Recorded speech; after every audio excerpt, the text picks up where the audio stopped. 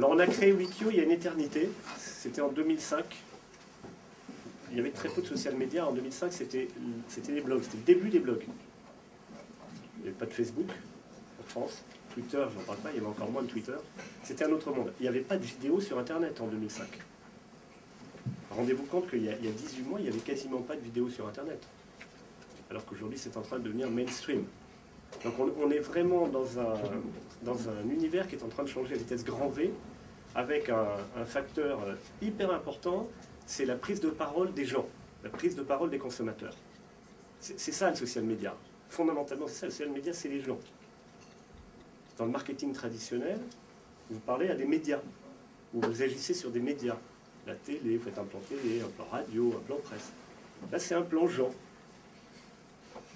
Vous allez voir comment vous allez pouvoir finalement transformer vos consommateurs en militants de votre marque, de vos produits, en des personnes qui vont rayonner pour vous, qui vont devenir des associés de votre marketing. La première grande tendance, c'est que tout devient une plateforme. C'est la raison pour laquelle c'est le thème de ma conférence cette année, mais si vous regardez bien, vous avez le succès de l'explosion des applications iPhone et Android, avec de plus en plus de la part des développeurs, plus de téléchargements sur Android depuis un moment ou deux seulement que sur iPhone. Donc cette explosion Android est due aux applications. 250 000 applications sur iPhone, une centaine de milliers sur Android, et évidemment les tablettes sont en train d'augmenter cette tendance-là.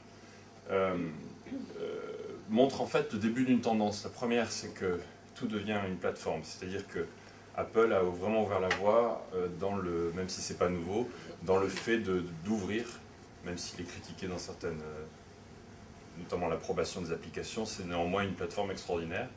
Google avec Android en a fait de même, c'est-à-dire que ce que vous faites finalement, c'est que vous ouvrez ce que vous faites et vous laissez les développeurs créer des applications au sein de votre écosystème. Et celle qui arrive, donc, c'est Google TV, qui va être une révolution absolument incroyable, je pense, mais ça ne marche pas toujours, mais puisque c'est la première fois qu'on va avoir des applications, qu'un développeur comme moi, mon entreprise, je ne code pas moi-même, mais j'ai 40 développeurs, on va pouvoir créer une application qui va tourner sur une télé. Et donc vous allez retrouver dans les semaines qui viennent les premières applications, dont Sismic, pour Google TV. Donc vous branchez un décodeur et vous allez avoir tout d'un coup, on peut parler des conséquences sur les médias bien sûr, mais en tout cas ce qui est nouveau, c'est les applications vont pouvoir tourner. Donc je code une application pour Android ou pour le web et elle va pouvoir tourner sur une télé. Donc c'est quand même assez majeur. Et si vous regardez, en fait, les Facebook et Twitter et tous les réseaux sociaux sont aussi des plateformes. Donc tout est une plateforme en fait, puisque vous avez le succès sur Facebook, ce sont tous les gens qui s'intègrent à l'intérieur et qui créent leur présence. Et je pense que pour les marques, c'est ce que fait Wikio, je pense que vous aider à devenir vous-même une plateforme en tant qu'annonceur ou agence pour vos clients, c'est à peu près la même chose, c'est-à-dire qu'il faut qu'on puisse très facilement créer et prendre votre contenu. Je crois que vous créez des vidéos, ça me paraît assez incroyable, mais il faut réussir à ouvrir pour avoir un écosystème autour. Enfin, en tout cas, énorme tendance ici. 50% du trafic mobile passe par les applications et pas par le web. Ça fait quand même beaucoup de trafic. On s'est posé la question de savoir comment on allait faire pour se faire connaître. Au final, la meilleure façon, c'est de rentrer à l'intérieur des discussions, des gens qui sont des passionnés, et de faire partie de la discussion que eux peuvent avoir autour de leur passion. Parce que les passionnés sont des gens qui partagent énormément d'informations, qui partagent énormément de recommandations. Donc la question, c'était comment est-ce qu'on fait pour que les gens parlent de nous. Comme on n'était pas capable d'aller communiquer vers eux, on s'est dit, on va prendre le problème à l'envers. Et alors ce qui s'est passé, c'est qu'en fait, on est devenu très créatif à ce moment-là parce qu'on n'avait plus d'argent, donc on était à peu près au bord du précipice. Et il y a une chose que j'ai remarqué, mais je pense que tout le monde, tous les entrepreneurs à un moment donné passent par ce cap-là, peuvent le remarquer, c'est qu'on devient extrêmement créatif quand on n'a plus d'argent. Donc là, nous on s'est dit, il faut absolument qu'on fasse quelque chose. On a créé une plateforme dédiée aux passionnés de musique assistée par ordinateur, en anglais à l'époque, qui était un site internet qui se présentait à moitié comme un forum de discussion, à moitié comme une plateforme de blog. Ça n'avait pas encore ce nom-là à l'époque. L'idée, c'était de réunir tous ces passionnés au même endroit, de les faire discuter entre eux, et puis de s'immiscer dans la conversation. Alors on y a beaucoup travaillé, ça a pris un temps fou, hein. On a mis mis 2 ans pour arriver à avoir une audience correcte, on a mis 2 ans pour créer les bons contenus, pour animer cette communauté. C'est vraiment un travail énorme. Et encore, on avait de la chance parce qu'on était en 2002, encore beaucoup de place sur Internet.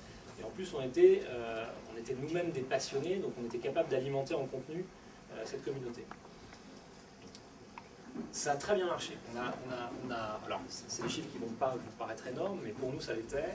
On a réuni 1500 passionnés sur cette plateforme, donc 1500 blogs, puisqu'on s'est rendu compte que les faire discuter, c'était bien, mais si en plus on pouvait leur offrir la possibilité d'exposer eux-mêmes sur leur page perso, leur espace perso, ce qu'ils apprécient, il y a une appropriation de l'outil qui est telle que les gens vous racontent leur vie, ils partagent absolument tout ce qui les passionne. Donc 1500 blogs, et ces 1500 blogs, c'était 1500 sources d'informations pour d'autres personnes. C'est-à-dire que là, on a 2 effets de levier, on offre une plateforme, les gens parlent, et derrière, il y a des gens qui viennent pour s'informer, pour se renseigner sur ces blogs-là. Donc la démultiplication est très importante. Et tout ça au service de notre marque. Alors ça a été fantastique. On a vendu tous nos produits, ensuite on a eu tous les problèmes qu'on peut rencontrer quand on est industriel, c'est-à-dire qu'on n'avait plus de stock, on avait oublié de recommander de la matière première pour fabriquer, etc. Et on s'est fait la réflexion suivante, finalement, sur les 2 ans qui se sont écoulés, on a travaillé plus à développer des technologies web qu'à développer nos propres produits. Et à ce moment-là, on s'est dit, finalement, il y a une opportunité à saisir. Ce qu'on a fait là sur un marché de niche, la musique assistée par ordinateur, ça ne concerne pas tout le monde, on pourrait le rendre global, on pourrait créer une plateforme pour que tous les internautes puissent partager leur passion. Nous, on s'adressait avant tout à des geeks, des gens qui connaissent la technologie. Moi, je m'étais fait la réflexion, si un jour ma mère est capable, elle était sur Minitel à l'époque, jusqu'à l'an dernier, si ma mère est capable de prendre, j'ai une vieille maman, si ma mère est capable de prendre la parole sur Internet, elle a certainement plus de choses à raconter qu'un informaticien.